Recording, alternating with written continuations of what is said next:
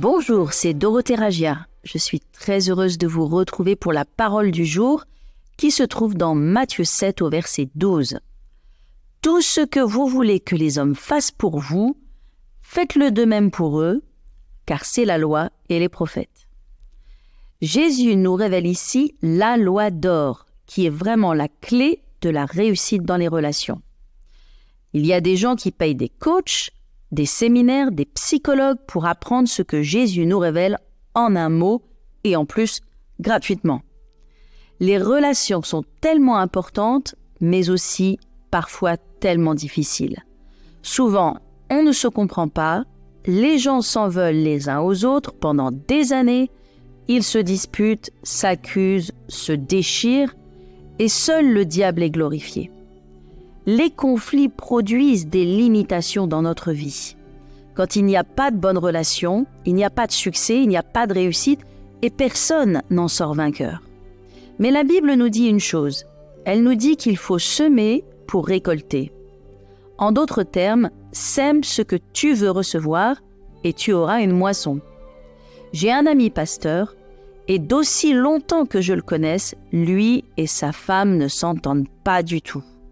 Pourtant, ils s'aiment et ils sont restés mariés depuis probablement plus de 40 ans. Mais ils ne se parlent pas, ne se supportent pas, ne font pas les choses ensemble. Lui est musicien, crée des albums de musique magnifiques que sa femme n'écoute pas. Et même sa femme ne vient pas dans son église, mais va dans une autre église. Oh mon Dieu, il y a vraiment un problème. Et j'ai vu cela pendant des années. Je suis allée prêcher dans son église tous les ans pendant près de 15 ans. C'était proche de New York. Et j'ai vu ces choses. Et pourtant, il priait, se levait à 5 heures du matin. Mais sa vie personnelle était un désastre. Et de son côté à lui, finalement, il ne s'occupait plus de sa femme et il vaquait à ses propres occupations. Mais un jour, que sa femme rentrait à la maison, le Saint-Esprit lui a chuchoté à l'oreille « Est-ce que tu veux une tasse de thé, ma chérie ?» Et puis, il s'est vu lui dire la même chose. « Est-ce que tu veux une tasse de thé, ma chérie ?» Au fond de lui, il espérait qu'elle dise « non ».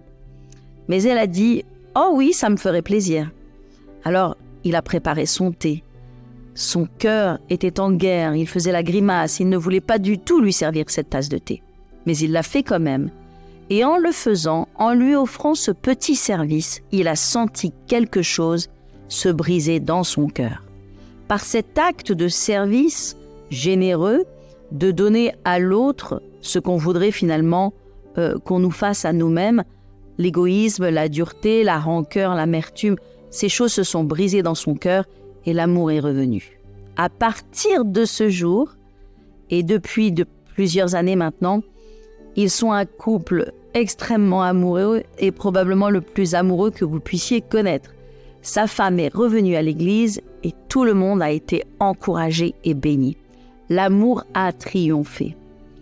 Moi, je ne connais pas vos circonstances, mais ce que je sais, c'est que les principes de la parole marchent.